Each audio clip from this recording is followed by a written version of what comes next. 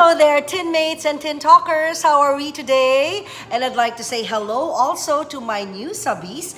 Those of you who have only discovered my channel lately, hello and welcome to Christine Babao's channel. Well, it used to be Christine Babao's Chronicles, but I just thought that so that it will be easier to remember and for easy recall, I changed it to Christine Babao's channel. But for those of you who still want to call it Christine Babao's Chronicles, fine with me, it's okay. This vlog is all about a bag which means so much to me, a bag which was my very first purchase na branded bag. It's been years, really. I was new on television. It was sometime in the early 1990s, and I didn't buy a luxury bag with my first paycheck. No, I didn't. I had to save for a couple of months before I finally mustered the guts to buy my very first branded bag. And it happened to be this, a Salvatore Ferragamo leather shoulder bag. So I bought this from the US, and I remember that when I saw this bag, I had to think not just twice, but several times, and I had to go back to the store to really make sure that I'm buying the right thing. First, it was not cheap.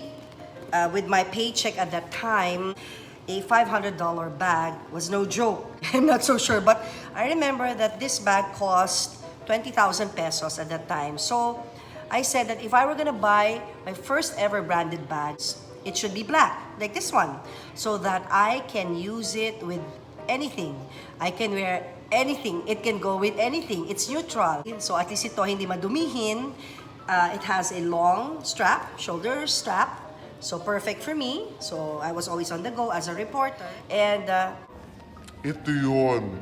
I really wanted a Ferragamo bag because I really liked Audrey Hepburn. I'm a fan of Audrey Hepburn, and I know that she collaborated with Ferragamo many times.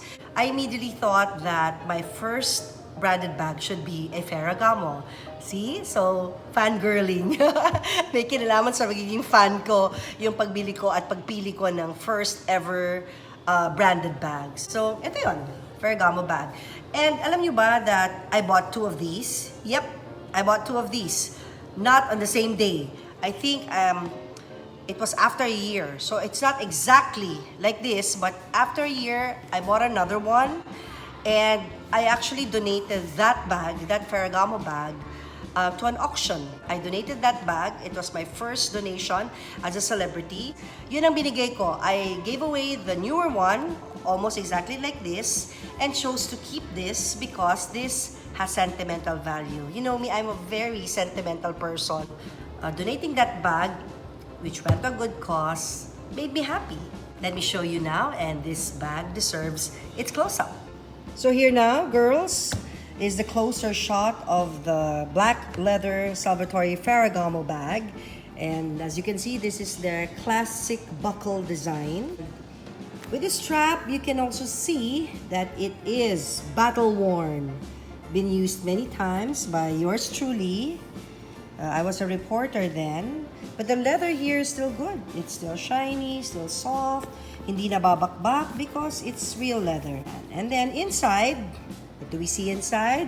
Well, if you watch my past vlogs, my red bag collection vlog, you'll remember what I said, that I use my kids' stuffed toys as stuffings for my bags. So here inside, you'll see the Salvatore Ferragamo branding, and down to the details, you see the hardware inside. Ferragamo, it says Ferragamo. The lining of the bag also says Ferragamo, and medyo marumi na inside. There you go. And I'm not gonna sell you. I'm not gonna give you away because you mean a lot to me. You're a part of my life and a part of my career, so you stay with me. And up next, I'm gonna show you naman my first ever branded shoes. Again, because Audrey Hepburn loved Ferragamo. Ferragamo made shoes for Audrey Hepburn. Alam mo naman ako, fan ni Audrey Hepburn, kaya bumili rin ako ng may kitten heels na mala Audrey Hepburn. So kita nyo naman, gamit na gamit naman ho ito. So, sobrang used niya.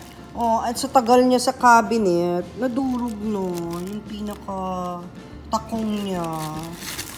Pero okay pa rin siya. It's real leather with a classic Ferragamo hardware. Good leather. It's gray. I remember suot ko to lagi kapag nasa field ako as a reporter for TV Patrol.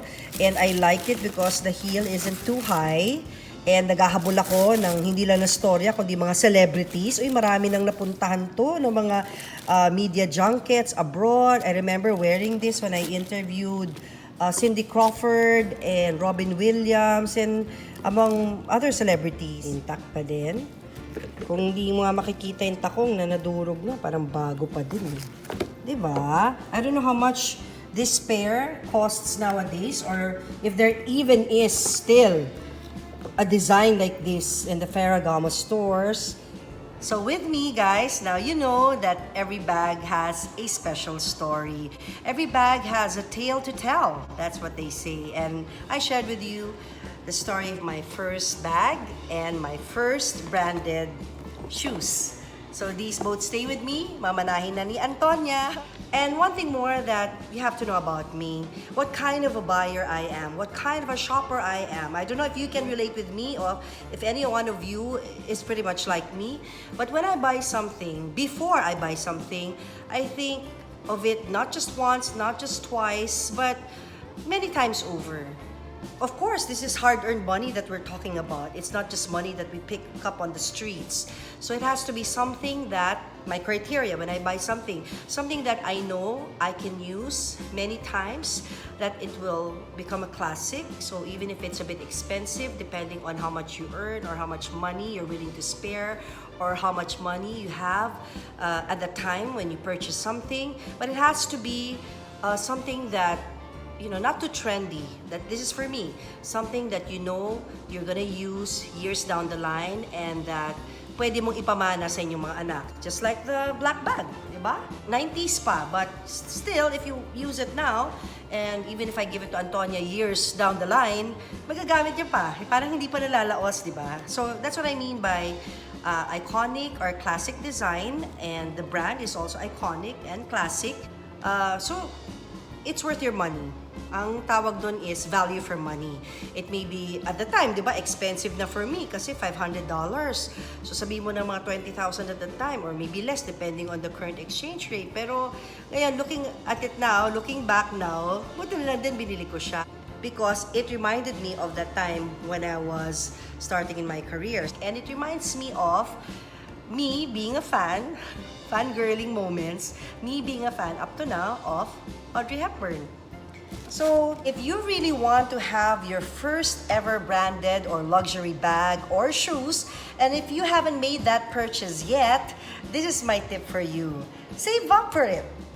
Really save up your hard-earned money for it, and you deserve it. Don't feel guilty when finally, you get to buy your very first dream bag. My very first dream bag, I was able to buy it. I saved up for it. And my dream shoes, I was also able to save up for it. I was able to buy it. So there's nothing wrong in dreaming. As long as you work hard, wala kang sasagasaan ibang tao, hindi ka mangungutang, hindi ka malulubog sa utang sa pagbili mo ng iyong dream, luxury, or branded items, then you're good. Enjoy! So if you have a story to tell, just like my story, please do comment below so that I can read them, delight in reading them, and perhaps share in my next vlog. So I'll see you in my next vlog. We shall unbox my very first Louis Vuitton purchase, and I shall tell you the story behind this. See ya!